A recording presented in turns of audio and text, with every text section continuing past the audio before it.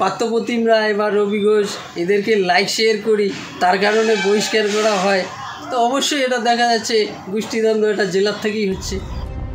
অঞ্চল সহসভাপতিকে বহিষ্কার ঘিরে কোচবিহারে ফের প্রকট হল তৃণমূলের গোষ্ঠীদ্বন্দ্ব।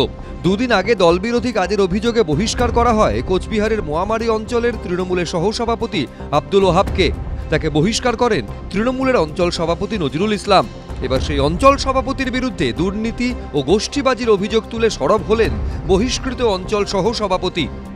অঞ্চল সভাপতি যা দুর্নীতি করতেছে সেটার বিরুদ্ধে আমি কথা বলছি। পার্থপ্রতিম রায় বা রবি ঘোষ এদেরকে লাইক শেয়ার করি, তার কারণে বহিষ্কার করা হয়, তো অবশ্যই এটা দেখা যাচ্ছে গোষ্ঠীদ্বন্দ্ব এটা জেলার থেকেই হচ্ছে। এই ঘটনাকে কেন্দ্র করে রাজনীতির পারদ চড়ছে উত্তরবঙ্গের এই জেলায়। তৃণমূল কংগ্রেস মানেই দুর্নীতি, তৃণমূল মানেই হচ্ছে কাটমানি, তৃণমূল মানেই হচ্ছে স্বজন প্রজন। এটা নতুনত্ব কিছু নয়। আজকে তৃণমূলের সভাপতির বিরুদ্ধে অভিযোগ করছে, তার মানেটা পরিষ্কার এখানে তাদের মধ্যে একটা দ্বন্দ্ব দেখা দিয়েছে। এদের যে গোষ্ঠীকন্দল সেটা একদম পরিষ্কার।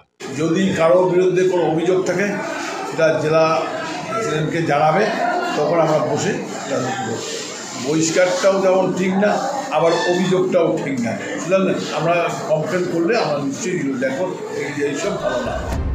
বছর ঘুরলে বিধানসভা নির্বাচন, কিন্তু তার আগে বিভিন্ন জেলা থেকে সামনে আসছে তৃণমূলের গোষ্ঠীদ্বন্দ্বের অভিযোগ। শুভেন্দু ভট্টাচার্য, এবিপি আনন্দ, কোচবিহার।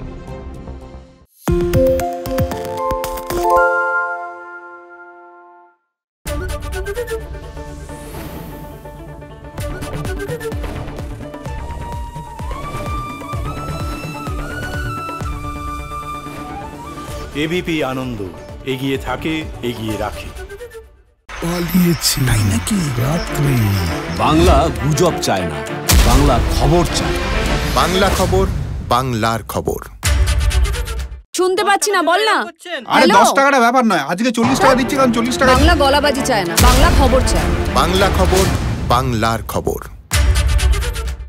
সত্য অন্তহীন, সত্যের খোঁজও তাই, সত্য সন্ধানে তাই আমরা অক্লান্ত, অকুতভয়। এবিপি আনন্দ নতুন ভাবনার প্রতীক, যা মনে মুক্ত, তথ্যে যুক্ত এবং যাবতীয় সীমানার বাঁধন থেকে মুক্ত। সীমা না শব্দটির মধ্যে লুকিয়ে আছে মানা শব্দটি, যেন চোখ রাঙানি এক অদৃশ্য বেড়াজাল, যা আটকে রাখে আমাদের এক ছোট্ট গণ্ডির মধ্যে। একমাত্র সঠিক খবরই গড়ে তুলবে এক মুক্ত সমাজ।